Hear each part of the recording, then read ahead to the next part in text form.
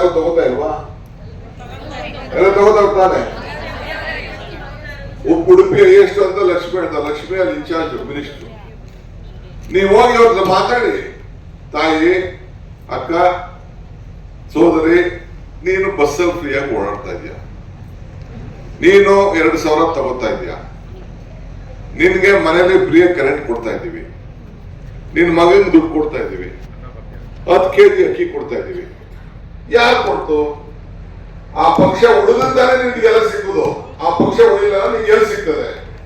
ನೀನ್ ಹಾಕ್ಬೇಕು ಕಾಂಗ್ರೆಸ್ ಮೆಂಬರ್ ಅಂತೇಳಿ ನೀನ್ ಪ್ರಾರಂಭ ಮಾಡಿ. You start a movement. I am telling you. ಈಗ 2 ಇದರಲ್ಲೂ ಕೂಡ ನಾವು ಸೋನಿಯಾ ಗಾಂಧಿ ಅವರು ಅಪ್ಪರ್ ಹೌಸ್ ಅಲ್ಲಿ ರಾಜ್ಯಸಭೆಯಲ್ಲಿ ಪಾಸ್ ಮಾಡಿಸಿದ್ರು, ಲೋಯರ್ ಹೌಸ್ ಅಲ್ಲಿ ನಮ್ಮಲ್ಲಿಲ್ಲ. ನಾವು ಪ್ರಣಾಳಿಕೆ ಕೊಟ್ಟ, ಅವ್ರು ಪ್ರಣಾಳಿಕೆ ಕೊಟ್ಟ. ಈಗ ನೆಕ್ಸ್ಟ್ ಅಸೆಂಬ್ಲಿ ಎಲೆಕ್ಷನ್ಗೆ 224 ಸೀಟ್ಗೆ ಇನ್ನು 74 ಹೆಣ್ಮಕ್ಳು ಬೇಕು. ಈಗಿರುತ್ತದೆ ನಾವೇನೋ ಒಂದು 12 ಸೀಟ್ ಕೊಡ್ತಾ ಇದ್ದೀವಿ. ಅಂದ್ರೆ ಕಂಪಲ್ಸರಿ 25%, 33%ಗೆ 300 ಜನ ಆಗ್ತಾರೆ ಒಟ್ಟು ಅಸೆಂಬ್ಲಿ. ಅಂದ್ರೆ 74-75 ಜನ ಆಗ್ತಾರೆ. 80 ಜನ ಆಗ್ತಾರೆ. 80 ಜನ ಯಾರು ತಯಾರು ಮಾಡಬೇಕು? ನನಗೆ ನನ್ನ ಮಗಳು ಮಾಡೋದೋ, ನನ್ನ ಹೆಂಡತಿ ಮಾಡೋದೋ, ಇಲ್ಲ ನನ್ನ ತಾಯಿ ಮಾಡೋದೋ, ಇಟ್ ಇಸ್ ನಾಟ್ ಇಂಪಾರ್ಟೆಂಟ್.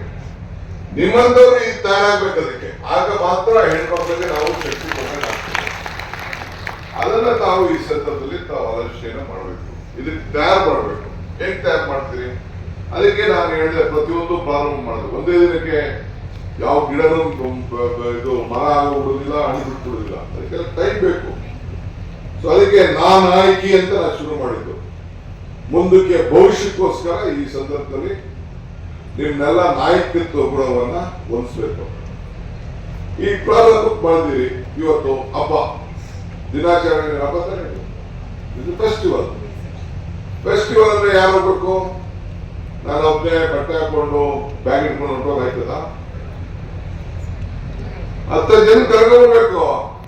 ನಡೆಯುವ ಕಾಂಗ್ರೆಸ್ ಪಾರ್ಟಿ ಕೊಟ್ಟವ್ರೆ 2,000 ಕೊಟ್ಟವ್ರೆ, ಫ್ರೀ ಬಸ್ಸು ಅಂತ ಕರ್ಕೊಂಡು ಹಸ್ಕೊಂಡು ಬಲವಂತ ಕರ್ಕೊಂಡ್ ಬರ್ತಲ್ಲ. ವಾಲಂಟಿಯರ್. ನಮ್ ಜಾತ್ರೆ ಇದು, ನಮ್ ದೇವ್ರ ಜಾತ್ರೆ ಇದು. ಇದು ನಮ್ ದೇವಸ್ಥಾನ, ಇದು ಕಾಂಗ್ರೆಸ್ ಆಫೀಸು, ಇದು ಟೆಂಪಲ್ ಇದು. ಸೊ ಅದಕ್ಕೆ ಕರ್ಕೊಂಡು ಹೋಗ್ಬೇಕು. ನಾನು ಹಿಂದೆ ಎಲ್ಲ ಒಂದ್ ಕಡೆ ಒಂದು ಮಾತು ಹೇಳಿದ್ದೆ. ಇವತ್ತು ನಿಮ್ ತಲೆ ಲೀಡರ್ ತಲೆನೆಲ್ಲ ಇದಿರಲಿ. If you walk fast, if you want to walk fast, you walk alone.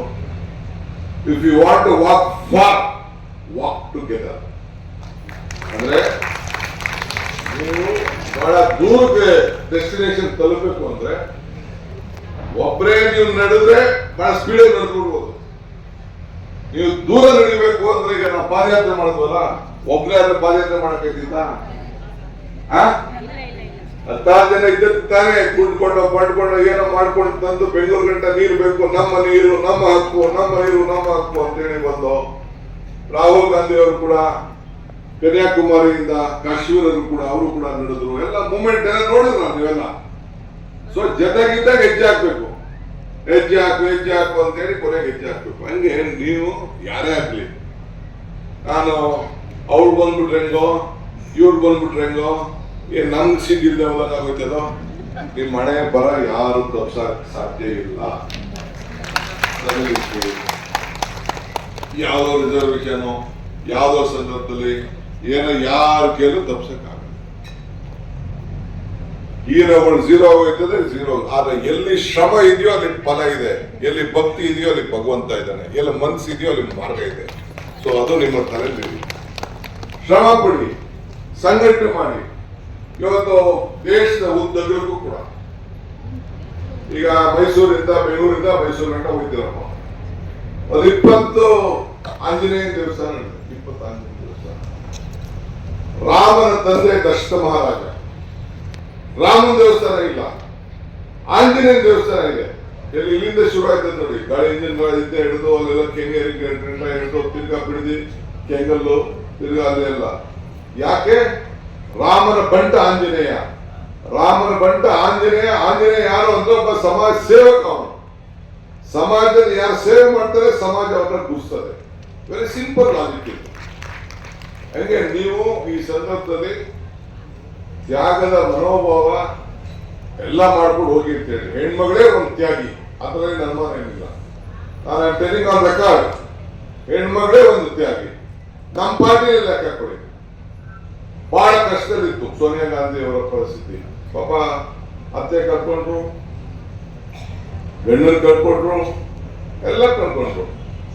ಅವ್ರಿಗೆ ಕರೆದಾಗ ನೀನು ಅಧ್ಯಕ್ಷ ಆಗಿ ಇದು ಪ್ರಧಾನಮಂತ್ರಿ ಆಗಿ ಅಂತ ಒಪ್ಪಲಿಲ್ಲ. ಆಗ ನರಸಿಂಹರಾಯರು ಮಾಡೋದು, ನರಸಿಂಹರಾಯರು ಮಾಡೋದು. ಆಗ invited that day also when Rajiv, when before Narasimha Rao became the Prime Minister, it was an opportunity also when Rajiv Gandhi lost his this one. So ಆಗ ಒಪ್ಪಲಿಲ್ಲ. ಮೊನ್ನೆ ಈ ಸಂದರ್ಭದಲ್ಲಿ ಆ ಸುಷ್ಮಾ ಸ್ವರಾಜ್ ಆಮೇಲೆ ಉಮಾ ಭಾರತಿ ಇಬ್ರು ನನ್ನ ತಲೆ ಮಾಡಿಸ್ಕೊಬಿಡ್ತೀನಿ ಅಂತ ಹೇಳಿ ಏನಾದ್ರು ಸೋನಿಯಾ ಗಾಂಧಿ ಅಂದ್ರೆ ನಾವು ಕೈ ಕಾಲು ಕಟ್ಟಿ ಸೋನಿಯಾ ಗಾಂಧಿ ಕರ್ಕೊಂಡು ಬಂದಿದ್ದು ಬರ ಮಾತಾಗಿ ಬೇಡ ಅಡಿಕೆ ಇವೆಲ್ಲ ಸಾಧ್ಯ ಇಲ್ಲ ಅಂತೇಳಿ ನಮ್ಗೆಲ್ಲ ಪಾಪ ಅವ್ರು ಹೇಳಿ ಕೊನೆಗೆ ನಮ್ಮ ಕಾಂಗ್ರೆಸ್ ಮುಳುಗೋಗ್ತಾ ಇದೆ ಅಂತೇಳಿ ಕೊನೆಗೆ ಬಂದು ಒಪ್ಕೊಂಡ್ರು.